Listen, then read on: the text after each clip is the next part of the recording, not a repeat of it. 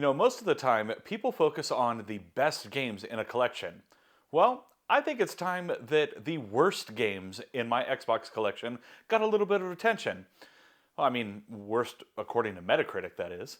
Hey, what's up, everyone? GameDad here, and today we are going through the 7 worst games in my current Xbox collection, and we are going to start at the, not as bad all the way down to the worst. And it's actually one of the worst rated games on Xbox, period, not just in my collection. So let's just dive in and get this started. First up, we have Spawn Armageddon. And first up here with Spawn Armageddon, we have a user score of 6.0 out of 10 and a Metacritic score of 57 out of 100.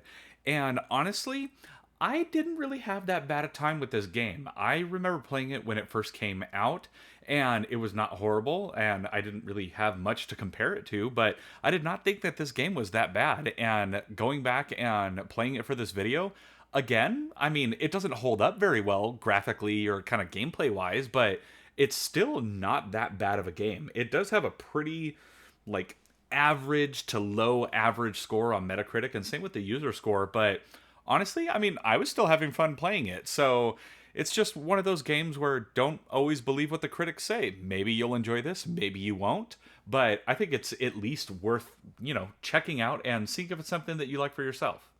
And next up, we have Azuric Rise of Parathia. Now, next up here on the list, we have Azuric Rise of Parathia with a Metacritic score of 52 and a user score of 7.0. Again, just like with Spawn, I remember playing this when it first came out, and I did not have any issues with this game. And going back and playing it, again, doesn't hold up very well, but still, I didn't have issues. It is a bright and colorful, vibrant game. It's a really fun it's kind of linear, but still an open world adventure, if you get what I mean. Kind of like earlier Far Cry games, where it was still a linear path that you were following, but it gave the sense of open world. And this one kind of does that, and I think it does it pretty well. So, take that with a grain of salt compared on the actual ratings. It's definitely got a lower Metacritic score, but the user score is definitely higher than Spawn Armageddon. And I think for good reason. It's got fun gameplay, it's intuitive gameplay, the story is okay, but it's bright, it's colorful, it's got a really cool open world, it's got a fun to pronounce name. Azuric, that's kind of neat. But, if you want Avatar-looking characters before Avatar, play this game. Now, the 5th worst in my collection is Rayman Arena. Next up here, we have Rayman Arena with a Metacritic score of 50 and a user score of 7.3 out of 10. And I gotta say, I am much more with the user score on this. So far these games are games that I actually still kind of have fun with.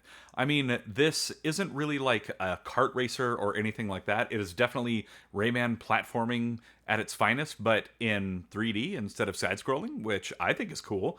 I think it looks great, even by today's standards. It's not the most visually appealing thing there is, but it's still pretty awesome, especially when you consider this was on the original Xbox. Rayman games are ported to everything, but this was a lot of fun, and honestly, I found myself having a ton of fun playing this game, and I was just having a blast going down memory lane and playing a really cool kind of like temple runner sort of game, but with kart racer aspects to it, I guess you could say. It's definitely got racing themes to it. Obviously, it's a racing game.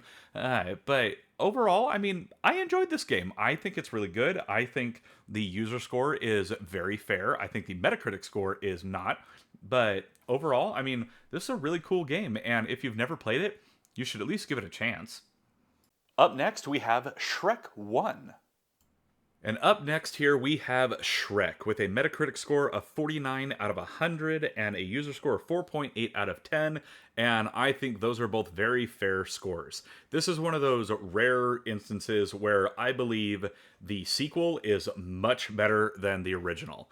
And this game, it was cool. It was playing on the hype of Shrek and everything. I know what they were trying to do, but the game is empty. It's clunky. It doesn't look great. It definitely doesn't hold up very well. But overall, I mean, it's just, yeah, it's a mediocre game at best. And the Shrek 2 game, that game was actually a lot of fun, in my opinion. This one, though, it's just, it feels like there's a lot lacking. Like it had good bone structure, but there was no meat on the bones. So, not the greatest game. As you can see, I mean, running around here, there is just not really much to do for a while until you finally see someone. But that's kind of the whole premise of the game. There's not really much going on, unfortunately. And now for the third worst game in my collection, we have Army Men Sarge's War. Up next here, we have Armyman Sarge's War with a Metacritic score of 44 out of 100 and a user score of 5.0 out of 10. Very middle-of-the-road scores, and honestly, I think those scores are a little harsh, in my opinion. I have always enjoyed the Armyman games, and this was the natural progression, getting it onto a more modern platform from what it was on before. I mean, they were made super popular on the N64, but I think they look amazing on the Xbox, even by today's standards. I mean, just look at these characters. It's pretty cool.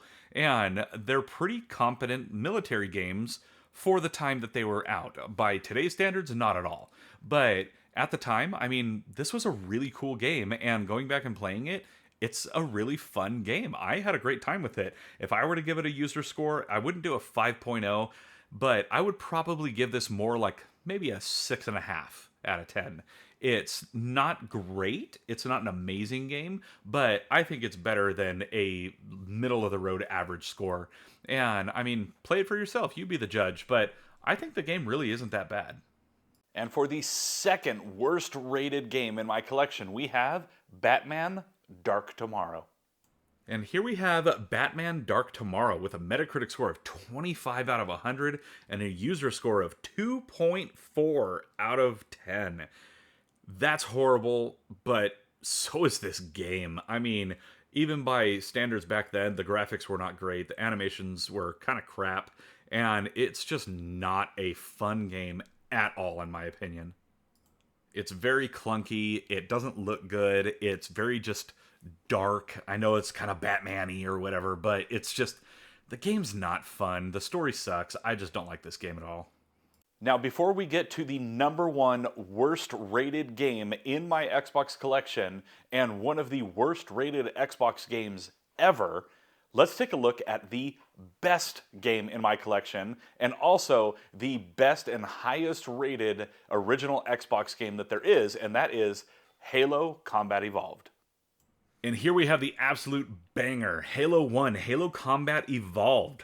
A Metacritic score of 97 out of 100 and a user score of 8.6 out of 10. And personally, I think that user score is a little low. I think it deserves at least a 9.0 because this game spawned an entire generation of gamers. And this game is what led to like legit true multiplayer, whether it was just local and stuff and then moving on to Xbox Live later on with the Halo franchise. I mean, this game was amazing. If it were not for Halo, I do not believe that the Xbox would have been as successful as it was.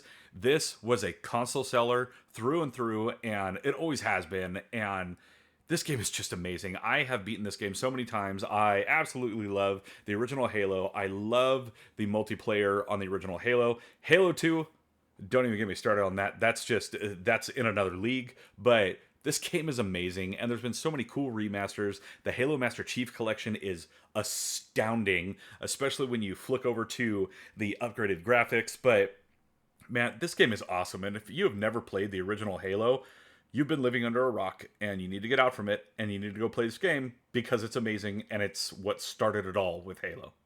Now, before we look at the number one worst rated game in my collection and one of the worst rated Xbox games of all time, a quick recap of the video. We have Spawn Armageddon, we have Azuric Rise of Parathia, we have Rayman Arena, we have Shrek 1, we have Army Men Sarge's War, and we have Batman Dark Tomorrow. Now, the number one worst rated game in my collection and almost overall for the original Xbox, Drake of the 99 Dragons. And last up, we have Drake of the 99 Dragons. Metacritic score 22 out of 100 and user score 2.0 out of 10. I think that's generous because this game is like broke as hell. It is so janky. It is so horrible in its gameplay. The story is crap. The audio is garbage. Just, oh. I mean, I guess the look of it's kind of neat, but it's just everything else shadows over it, and it's so horrible. This game is just, oh, how did this ever get released in its state? It's not a good game. If you've never played it, you've done yourself a service.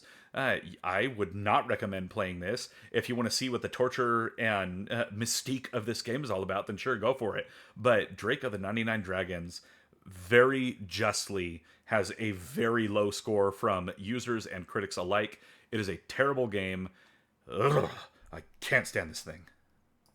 Oh, and you might ask, why do I have this?